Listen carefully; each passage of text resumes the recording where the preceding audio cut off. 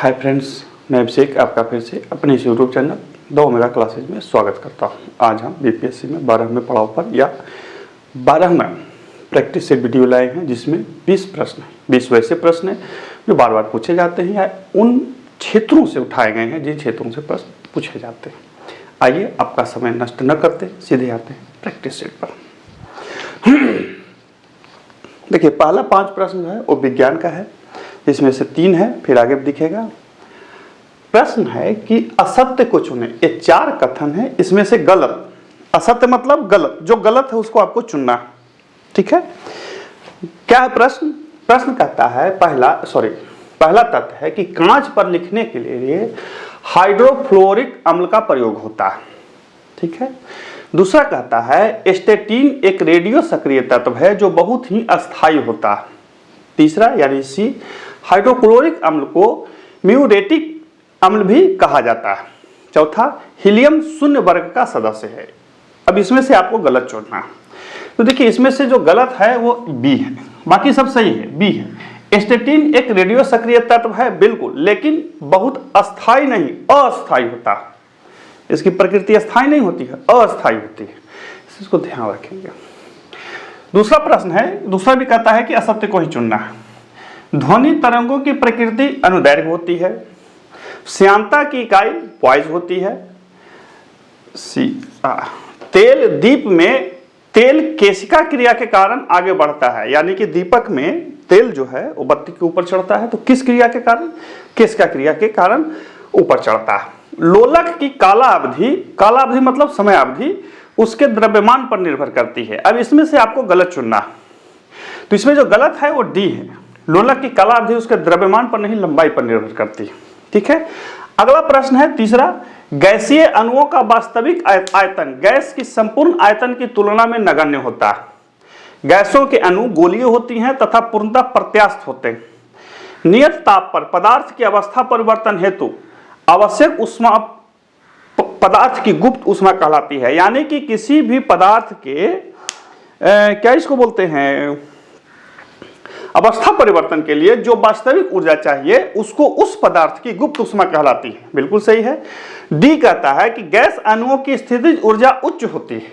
अब इसमें से आपको गलत चुनना है, तो इसमें से जो गलत है वो डी है।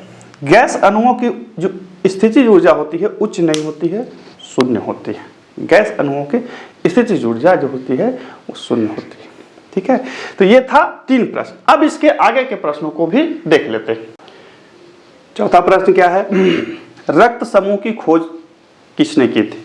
रक्त समूह की खोज ... ने की।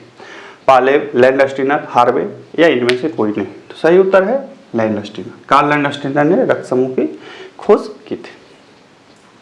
ठीक है, अगला प्रश्न क्या है? देखिए, आपको दिख रहा होगा। अगला प्रश्न कहता है कि गलत को चुने। इसमें से गलत है। हाइलम नामक संरचना वृक्क के अंदर रहती है। दूसरा कथन है कि एक समान व्यक्ति को 24 घंटे में लगभग 1.5 लीटर मूत्र बनता है, यूरिन जो है 1.5 लीटर बनता है। तीसरा तथ्य है कि क्रेब्स चक्र एटीपी ऊर्जा उत्पादन से संबंधित है। चौथा कहता है कि मानव में शैशव अवस्था में 24 से 26 दांत होते हैं। इनमें से गलत क्या है? तो देखिए, इनमें से सब सही है, ये गलत है। बच्चा में लगभग 20 दांत होता है। 20 दांत जो जिसे दूध के दांत भी बोला जाता है वो होता है, इसको ध्यान रखेंगे।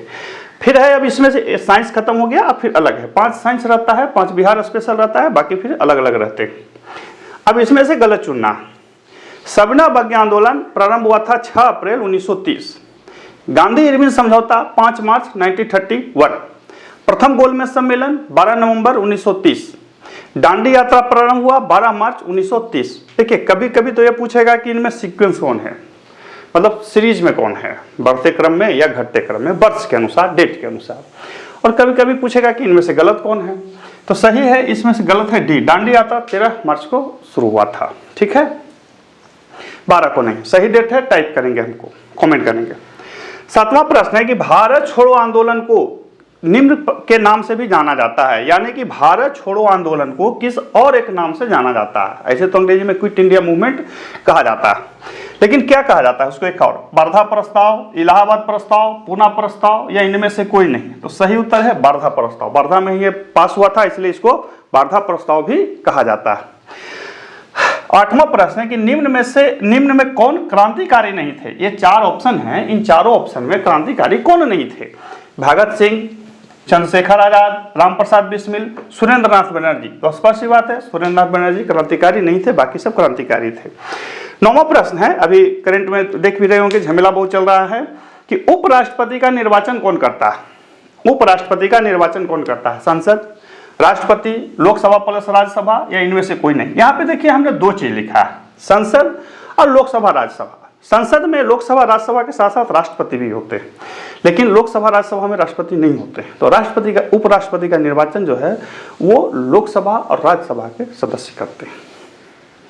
तो सी ऑप्शन आपका सही है। ठीक है, अब फटाफट अगले प्रश्न को भी देख लेते हैं।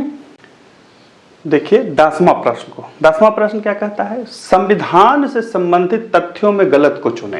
ये 4 तथ्य हैं संविधान से संबंधित, इनमें से गलत को आपको चुनना है।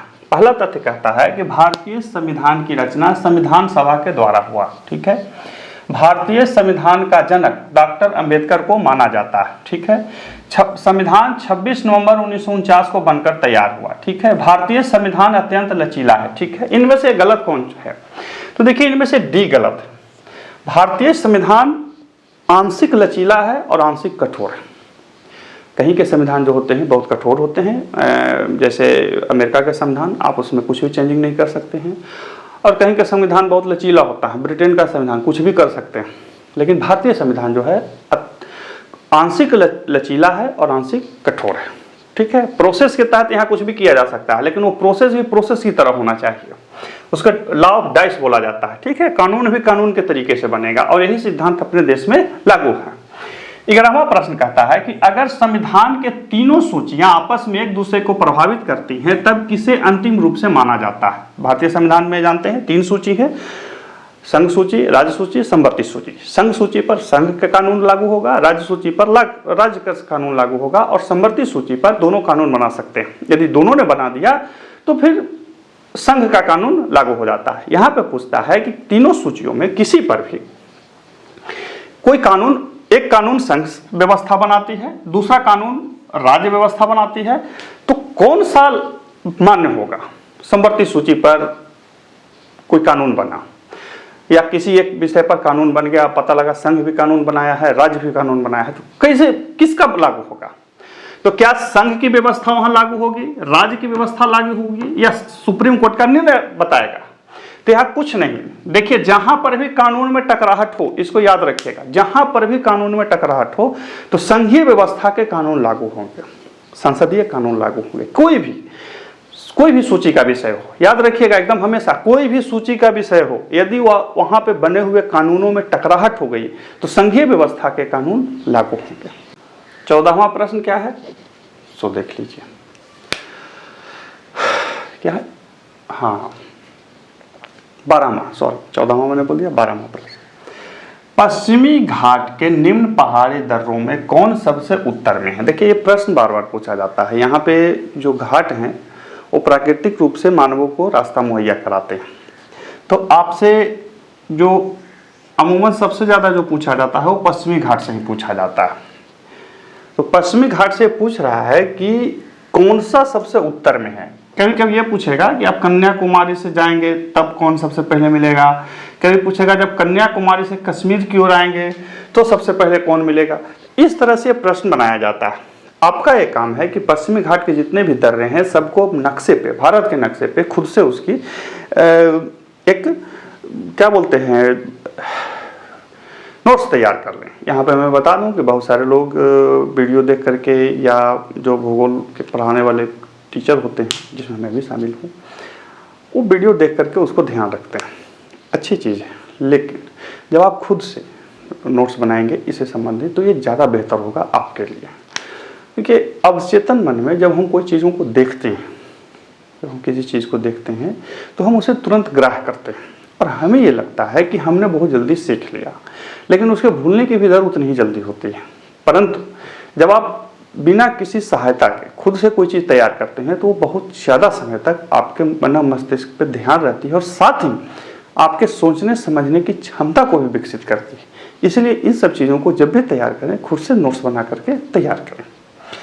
तो क्या है थाल घाट, भोर घाट, मलसेज घाट या इनमें से कोई नहीं? सही उत्तर है थाल घाट। इसे कसारा घाट भी बोला जाता है। थाल घाट को कसारा घाट भी बोला जाता है। अगला प्रश्न है कि प्रायद्वीपीय भारत में कौन हॉर्स्ट या ब्लॉक पर्वत का उदाहरण है? ब्लॉक पर्वत का उदाहरण कौन है प्रायद्वीपीय भारत में? महादेव पर्वत, सतपुड़ा पर्वत, मैकाल पर्वत, इनमें से कोई नहीं। सही उत्तर है सतपुड़ा पर्वत। सतपुड़ा पर्वत जो है ब्लॉक पर्वत का उदाहरण है।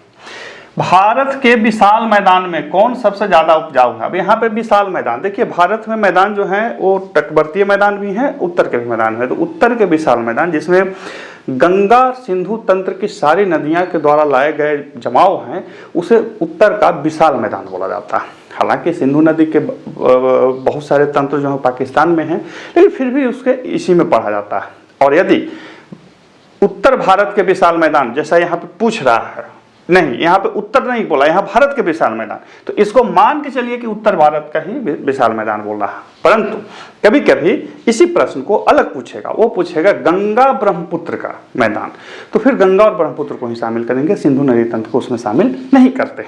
इन सब चीजों को ध्यान में रखेंगे। भारत के विशाल मैदान में कौन सबसे ज्यादा उपजाऊ है? यहाँ पे विशाल मैदान पूछा, यानी कि सिंधु नदी से लेकर ब्रह्मपुत्र नदी तक में कौन सबसे ज्यादा उपजाऊ है? भाबर मैदान, तराई मैदान, खादर मैदान, बांगर मैदान। सही उत्तर है खादर मैदान। ठीक है, खादर मैदान को सबसे ज्यादा उपजाऊ माना जाता है। अब खादर क्या होता है कमेंट करेंगे।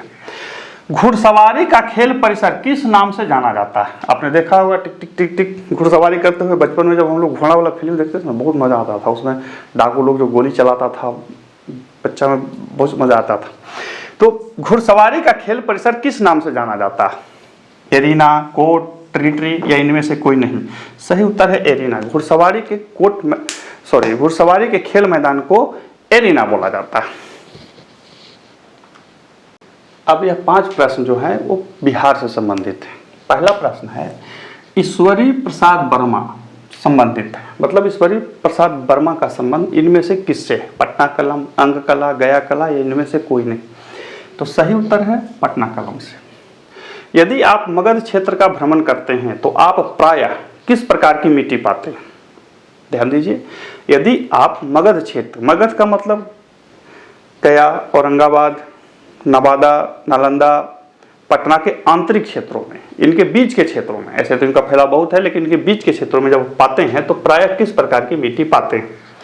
टाल मिट्टी, बलथर मिट्टी, करेल केवाल मिट्टी या इनमें से कोई नहीं? तो सही उत्तर है करेल केवाल मिट्टी। मगध के आंतरिक क्षेत्रों में करेल केवाल मिट्टी पाई जाती है।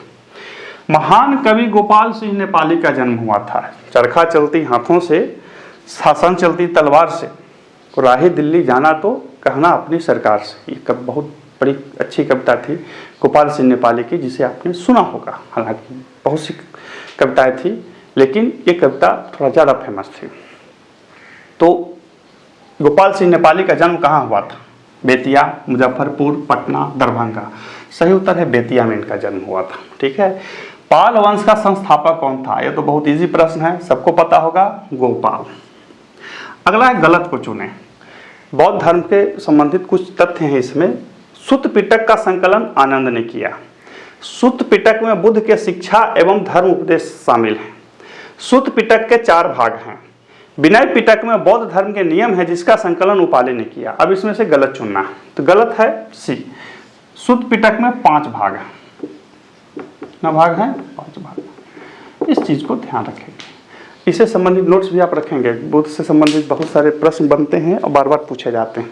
तो ये था आज का हमारा वीडियो, जो 12वां है या 12वां प्रैक्टिस सेट के रूप में 15 से 20 मिनट का छोटा सा वीडियो है, जिसे आप देख करके अपने तैयारी को देख सकते हैं और साथ उन खंडों को समझ सकते हैं जहां से प्रश्न बार बार आते हैं। फिर मिलते हैं अगले वीडियो में, तब तक के लिए गुड बाय।